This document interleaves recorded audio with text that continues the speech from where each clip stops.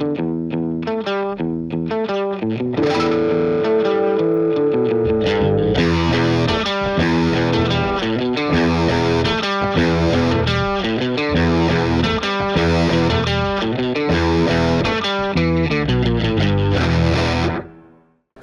back, everyone, to Stay at Your Lane. We're podcasting today from Food Shippers of America Conference 24. On the sofa right now, we've got Chris Caplice, Joe Lombardo. Joe, everyone knows you. Contributor to the podcast. We appreciate you. No problem. Chris Caplice, MIT Chief Scientist for DAT. Yep.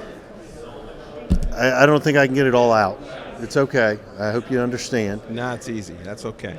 He's a man of science. He's a numbers man. Man of science. It's all in the numbers. It's all about trucks. There you go. So, you just got done speaking. As you can see, attendance is definitely high this year. I think it's been a very good conference for most people, communication, interacting, networking. For you, what was your role earlier?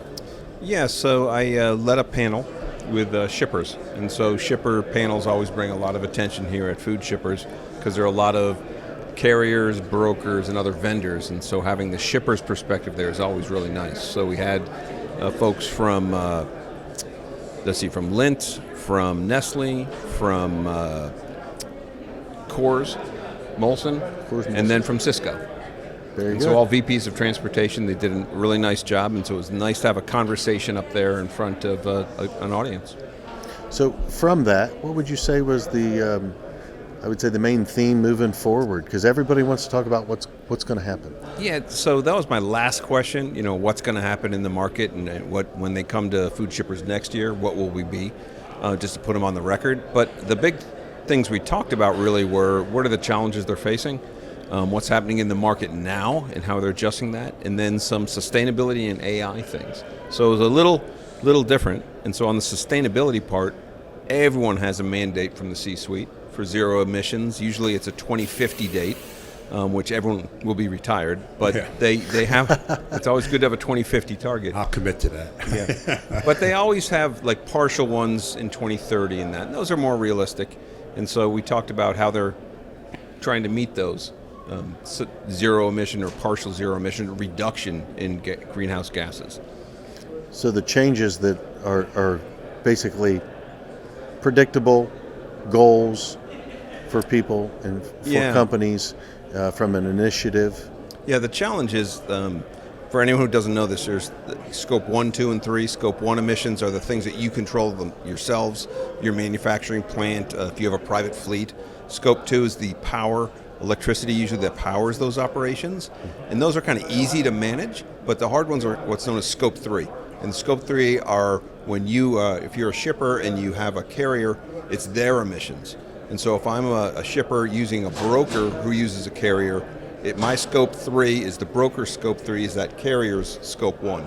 So it's very hard as you get further down to know what the emissions are. And so the challenge is, how do I get those scope 3 emissions? And how do I measure what my carriers are doing for theirs? And so how do I measure that reduction? So it's a challenging problem.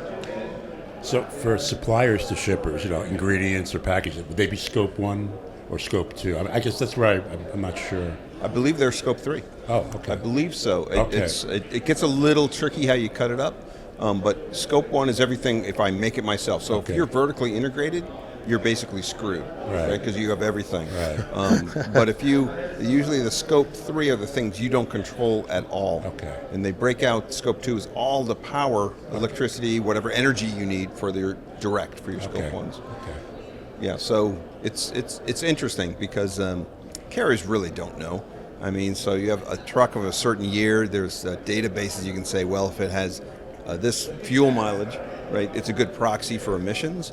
But if you're going in the Rockies, that's going to be very different if you're in Florida. And so there's a lot of these other factors. So it's a little fuzzy math at this point.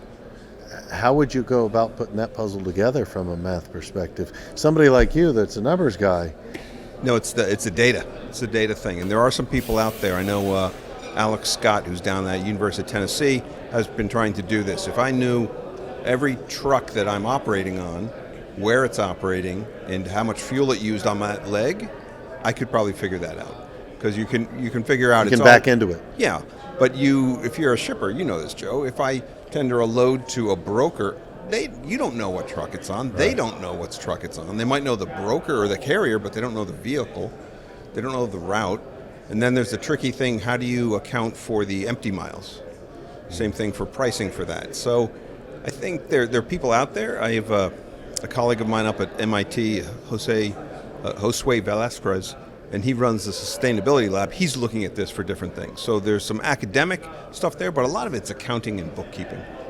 So, when we talk about that, and liability comes with, forcing a specific route to a carrier as a third-party provider. When you force a route, then you take responsibility then, from a legal perspective. So there's going to be more to that. Is there a lot of that going on where the route is forced? Well, yes, and it only comes up when there's something unfortunate that happens. Okay. So, you understand transportation. If I'm sending a load from the Midwest, East Coast, Ohio, Boston, Connecticut, Virginia, et cetera, northern mid-Atlantic, I'm going to tell you, even if it's going to Sacramento, many times the carrier's going to run down on 40. Okay? Now, mathematically, the shortest trip is on 80.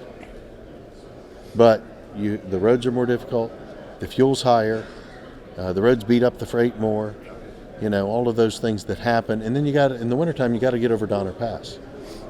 Which is tough right now. Well, through the winter. Well, they've got 9 feet of snow. They get 9 feet? Yeah. They get it by the foot. They don't measure in inches.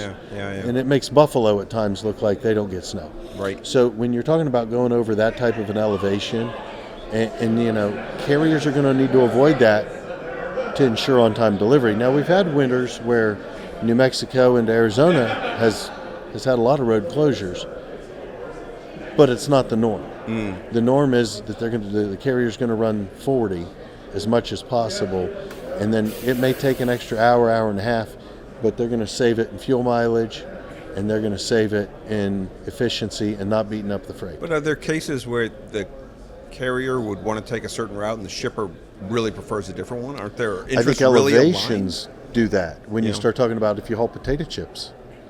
Sure, for that or something like hazmat going through Boston, things like that, sure. Right, but I think they would pay in damages. Correct. Right. So when you look at it, you say, okay, how many things get avoided or told to avoid Colorado versus how much goes into the high elevation? Sure. The avoiding is a larger number. That makes sense. And so for those certain, would you agree that it's a niche products? A certain, I think for niche geographies, so specific niche products, and then a lot of the frozen foods and stuff that go through the elevations and the pressure changes, those impact them also and change condensation.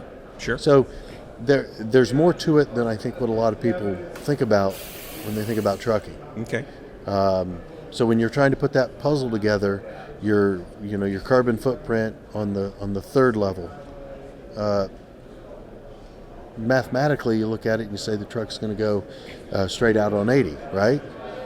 And that's not probably going to be what really happens, what path that the freight goes. That's fair. The deviation from whatever the route is, you have to see how much does that differ. Does that change things? And it might. And it's a percentage. Because topography changes. Correct. Fuel usage. Fuel usage, topography, wear and tear on equipment, roads. So if you save it in fuel, but you beat it up in wear and tear on the truck and trailer and expenses, then you're hurting the carbon footprint because you're putting in wheel bearings more, you're buying more tires, you're doing those things, and you're beating up the freight. That's a lot longer term, but okay. But I think the real thing is if you know how much fuel they used, you can back into what the emissions were. Whatever you should be able to get close. You'll get it because if you're doing higher hills and everything, you'll use more fuel. So it's really a proxy. A pretty good proxy. So if I know the fuel used, but carriers never tell you what their fuel efficiency is, right? Why would you do that? I don't know that. And it differs from vehicle to vehicle, driver to driver, lane to lane. Most fleets, they have different equipment that they run in different areas because of ease of getting it around the East Coast. You see facilities in the East Coast that are older where the infrastructure's not there, where you can't go in with 53 footers on a lot of the roads. Yep. So you have different fleet equipment, you have different gearing for whether you're running long haul or whether you're running mountains, etc. All those things play into it. So that's a complex equation, but a good one. Continue watching on the next episode of the Stay in Your Lane podcast.